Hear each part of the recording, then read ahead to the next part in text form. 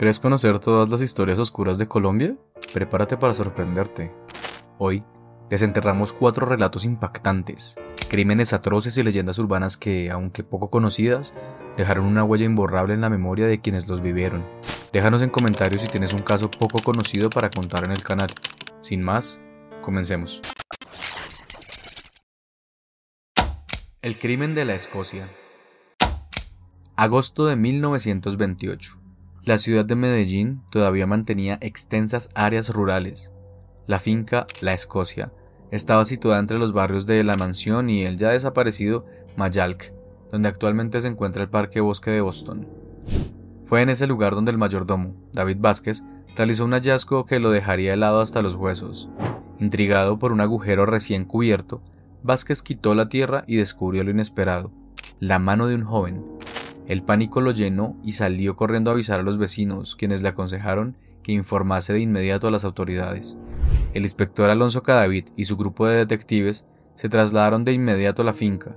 En una tumba poco profunda, se desenterró el cuerpo de un joven de 14 años aproximadamente. Lo que hallaron los médicos legistas, Julio Ortiz Velázquez y Agustín Piedrahíta Restrepo, fue aterrador. Las lesiones por arma blanca eran atroces. Sin embargo, lo más inquietante fue la falta de 3 secciones de sus extremidades, amputadas de manera precisa. La inquietante interrogante que se escuchaba en la escena del crimen era: ¿qué había pasado con esos fragmentos de carne humana? La responsabilidad de identificar a la víctima fue asumida por las autoridades. Finalmente, un individuo llamado Carlos Cano identificó el cuerpo. El joven que había abandonado su hogar en San Pedro de los Milagros para laborar en Medellín era Roberto Múnera Bedoya, de solo 15 años. Roberto había conocido a Carlos Cano, un albañil sin educación de 35 años, en 1926, y acabó viviendo con él y su familia. La conexión entre los dos parecía cercana e incluso caracterizada por algunos como una peculiar atracción entre un adulto y un menor. Desde 1927 vivían juntos en la misma casa en Mayac. A principios de 1928 se trasladaron a Manizales por motivos laborales, volviendo a Medellín en julio. Testigos informaron que regresaron muy bien arreglados y dando la impresión de quererse mucho. No obstante, poco antes de fallecer, las discusiones entre Roberto y Carlos se volvieron habituales. Roberto informó que abandonaría la casa de los Cano el viernes 9 de agosto. Ese fue el último día que lo vieron con vida. La seriedad del delito llevó al gobierno antioqueño a contratar a un investigador inglés, Holman Hanlon, reconocido por su incesante destreza para resolver casos. Mientras la ciudad se aterrorizaba con la noticia, las autoridades incrementaron la investigación. En una segunda revisión de la fosa, Carlos Cano se acercó directamente al sitio donde fue hallado el cuerpo. En ese momento se rompió llorando y evidenciando una emoción que pareció validar las sospechas sobre él. Sin embargo, la oscura realidad detrás de la desaparición de los pedazos de carne humana pronto se revelaría. El periódico El Heraldo realizó una entrevista a Daniel, el hermano de Carlos, que ofreció detalles escalofriantes. Daniel dijo que su sobrina le comentó que Carlos había llevado un pedazo de carne a la casa. Ella observó sangre en su mano y en la manga de su abrigo, y lo vio poner la carne en una olla donde se cocinaba la comida. La amarga realidad se volvió clara cuando Daniel expresó: todos, salvo Carlos, quien mencionó que ya había comido antes, degustamos esa carne con el sabor y la celeridad con que lo hacemos los pobres.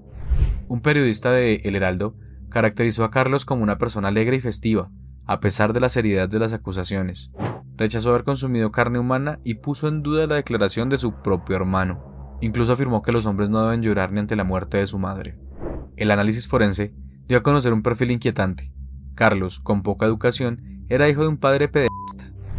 Los médicos señalaron su notable preferencia por los jóvenes, sus vínculos con los menores, y lo calificaron como un invertido sexual constitucional, con un sentido de la moral debilitado. Asimismo, registraron tatuajes y cicatrices que indican sadismo y masoquismo. La conexión entre Carlos y Roberto era enfermiza: viajar juntos, trabajar juntos y dormir juntos. No obstante, las discusiones sobre el salario de Roberto eran frecuentes, llegando incluso a recibir amenazas de muerte por parte de Carlos. Roberto sabía secretos oscuros sobre Carlos. En una discusión final le avisó: es que si no me pagas te reporto por todo lo que has hecho. Esta amenaza selló el destino del joven. Carlos no podía dejar que sus secretos salieran a la luz. Las autoridades recrearon el plan de Carlos. Engañó a Roberto para que lo acompañara a la Escocia, diciéndole que iba a cortar un palo de naranjo. La tumba ya había sido excavada. Carlos tomó prestado un machete. Ambos ingresaron al bosque, pero solo Carlos emergió. La determinación de Roberto de abandonarlo y la advertencia de dar a conocer sus crímenes fueron su condena de muerte. Carlos Cano fue arrestado como el principal implicado en junio de 1930. La agitada década de los 30, con el auge del nazismo, provocó que el crimen de la Escocia fuera desatendido. Para asombro de todos, el 14 de agosto de 1933, el colombiano reportó que Carlos Cano no solo estaba en libertad, sino también portando armas e involucrado en un nuevo hecho de violencia. Su huella desapareció para siempre en la historia. El guardia de urgencias. Se indica que ocurrió en el hospital de Chía, Cundinamarca, en una sala de espera en urgencias, iluminada por luces fluorescentes y con el constante movimiento apresurado del personal médico. Un hombre intenta entrar, pero el guardia le impide el paso. Algo en su apariencia, disimulado bajo una chaqueta, genera sospechas. El guardia persiste, exige saber qué es lo que oculta en la parte inferior de su cuerpo. La desesperación se apodera del hombre, implora, pide ser aceptado sin descubrir su secreto. Sin embargo, la perseverancia del guardia es inamovible, la tensión aumenta, el aire se llena de un mal presentimiento. En un momento de lucha, la oscura verdad emerge. Al quitarle la chaqueta, el guardia se da cuenta de lo inesperado. Un bebé sin vida, horriblemente penetrado y atascado en la entrepierna del hombre. El guardia es consumido por la rabia, el horror y la incredulidad. En un momento de impulsividad, deslumbrado ante la ira ante tal atrocidad, saca su arma de servicio y dispara. El sonido sordo de las explosiones quiebra el silencio nocturno. Después de este violento acto, el celador fue detenido. A lo largo de los años, en los inicios de las redes sociales y los foros de internet, la historia se difundió rápidamente. Numerosos sostenían su autenticidad, discutiendo intensamente en cuál cárcel cumplía su pena. Incluso se formó un grupo en Facebook pidiendo su liberación. No obstante, aunque esta historia se estableció con gran fuerza en el diálogo digital de la época, la realidad que subyace a la leyenda del celador del hospital es considerablemente más vaga. Según lo informado por ciertos medios, las autoridades de aquel tiempo negaron de manera rotunda la existencia de este violento acontecimiento. Lo que muchos consideraban una realidad, con un guardia encarcelado o internado en un hospital psiquiátrico, fue definido por sociólogos como un mito urbano. Se indicó que estas fantasías suelen emerger con el propósito de crear conciencia social sobre situaciones intolerables, intentando provocar rechazo hacia crímenes horrendos. Sin embargo, la base de estos relatos tiende a ser débil, sustentándose en la transmisión oral sin una comprobación efectiva. De este modo, la aterradora leyenda del guardia de urgencias se manifiesta no como un evento comprobado, sino como un fuerte ejemplo de cómo los rumores y las historias compartidas pueden surgir de la mente del público, particularmente en la era digital. El collar bomba de Simi Jaca. Era el año 2000 en Colombia. El país aún enfrentaba las dificultades de un conflicto armado interno, aunque este caso específico se originó en la delincuencia común. En el departamento de Cundinamarca, un apacible municipio llamado Simi Jaca se alistaba para experimentar un horror inimaginable. La extorsión era un delito, desafortunadamente común en ciertas áreas, pero lo que sucedió allí excedió todos los límites. El 15 de mayo del 2000, la paz de la finca La Esperanza se interrumpió de manera súbita. Los esposos Pachón Cortés fueron víctimas de 3 crueles extorsionistas. La meta era 15 millones de pesos. Sin embargo, el método que utilizaron para garantizar su objetivo fue perverso y sin precedentes. El próximo mes de mayo se cumplen 17 años de haber ocurrido uno de los crímenes más atroces en Colombia, luego de que delincuentes comunes pusieran un collar bomba a una mujer a cambio de exigirle una millonaria suma. A la señora Elvia Cortés le pusieron un artefacto explosivo casero en el cuello, un collar bomba. La advertencia era evidente y espeluznante. Si no cumplían con la demanda, el artefacto sería detonado. Trabajaba en un banco y como que lo estaban extorsionando, presionando para que él diera eso. Otros dicen que fue un familiar, un hermano de la señora que era financista. Dada la gravedad de la situación, se alertó a las autoridades. Un especialista en explosivos de la policía llegó al sitio con la intención de desactivar el letal artefacto. No obstante, sucedió lo inesperado. Mientras intentaba manejar el collar bomba, este detonó. La explosión tuvo consecuencias devastadoras. La señora Elvia Cortés y el intendente de la policía, Jairo Hernando López, fallecieron de manera instantánea. Varios individuos adicionales que estaban en los alrededores sufrieron lesiones. Ella perdió la cabeza, y perdió el hombro. Y pues obviamente el técnico lo llevaron y en la vía hacia Tunja lo llevaron, pues murió. Los otros dos heridos era el soldado, un soldado del batallón Sucre que perdió la mano completa y perdió su miembro, y el sargento que perdió estos dos dedos y este dedo. La noticia impactó a toda Colombia, provocando indignación y un intenso sentimiento de dolor. Las autoridades comenzaron una minuciosa investigación para encontrar a los culpables de este horrible crimen. Las investigaciones llevaron a la identificación y posterior enjuiciamiento de José Miguel Suárez, quien fue sentenciado por varios delitos vinculados a este caso de extorsión con resultado mortal. En la cárcel, por este hecho, no hay sino solamente un sujeto, José Miguel Suárez, único responsable. No, claro, era un joven y todo, era trabajador, muy trabajador y todo. Igualmente esa familia es muy trabajadora y por eso uno se queda asombrado. La justicia, aunque tarde, llegó. Estuvo presente para este acto de barbarie. Se busca esclarificar el motivo, las razones, las circunstancias de tiempo, modo y lugar, el por qué no se investigó a fondo y se llega a la conclusión de la gran impunidad que hay en el país. La atrocidad de este evento fue tan impactante que llegó a inspirar una película greco-colombiana que se lanzó en 2007 llamada PBC 1. La película, a pesar de estar fundamentada en hechos reales, es una obra de ficción que intenta explotar la tensión y el drama de una situación extrema como esta. Aunque la investigación judicial estableció de manera clara que los culpables fueron delincuentes comunes en un acto de extorsión, con el pasar del tiempo ha circulado una persistente desinformación que señala a las FARC como responsables de este crimen.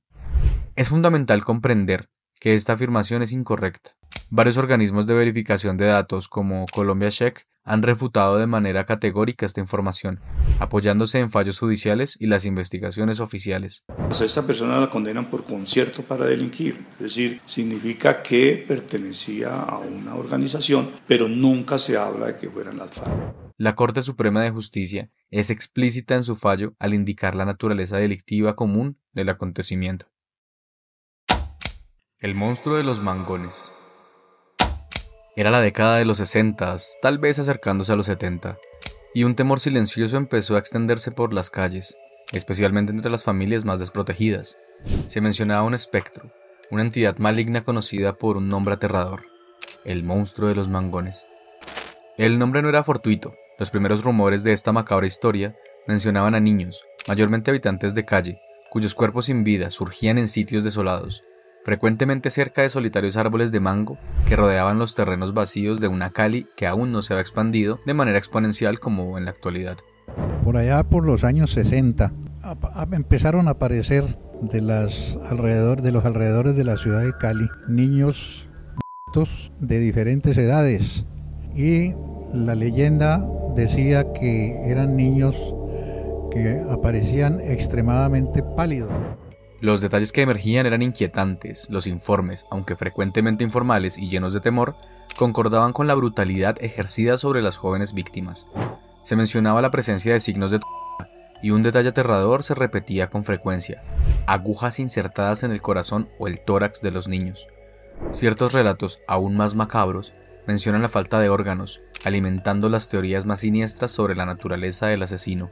Algunos murmuraban acerca de la posibilidad de que el culpable fuera una figura influyente de la ciudad, un rico empresario que, según las oscuras habladurías, padecía de alguna rara enfermedad sanguínea y buscaba un remedio macabro en la sangre de los niños. Llegaron los rumores de que era un personaje, un caballero muy importante de Cali, un inversionista de la ciudad, que sufría de leucemia en aquella época. Pues la leucemia no era conocida y decían que se debía alimentarse de sangre, preferiblemente de niños. Esta teoría, aunque carecía de fundamento, incorporaba un elemento de crítica social y de terror a la imagen del monstruo. La policía de ese tiempo, lidiando con una serie de crímenes horrendos y sin un patrón evidente al principio, se encontró en medio de la confusión. Una de las teorías que ganó fuerza, aunque parezca salida de una pesadilla, proponía que algunos de los cuerpos hallados no eran víctimas recientes, sino que habían sido desenterrados de sus sepulturas y arrojados en los terrenos. ¿Cuál es la razón? Un enigma aún más grande sin resolver. No obstante, la noción de un solo monstruo de los mangones empezó a debilitarse a medida que la investigación progresaba, o tal vez se detenía. La inconsistencia en el modus operandi de todos los casos llevó a algunos a teorizar lo más lógico, aunque igualmente aterrador. No era un solo monstruo, sino varios asesinos que operaban en la ciudad, aprovechándose de la vulnerabilidad de los niños en situación de calle. cada uno con sus respectivas motivaciones y métodos, dejando a su paso una huella de dolor y confusión. El tiempo transcurrió y los delitos finalizaron de manera enigmática alrededor de 1967, dejando un vacío de respuestas y una leyenda que se contaba de voz a voz. Más de 20 niños fallecieron en condiciones terribles, dejando una huella imborrable en la memoria de Cali, que se esforzaba por desarrollarse. Esperamos que estas historias poco conocidas hayan resonado contigo. Si quieres descubrir más relatos impactantes de Colombia, no olvides suscribirte y activar la campanita para no perderte ningún video. ¿Conocías alguno de estos casos?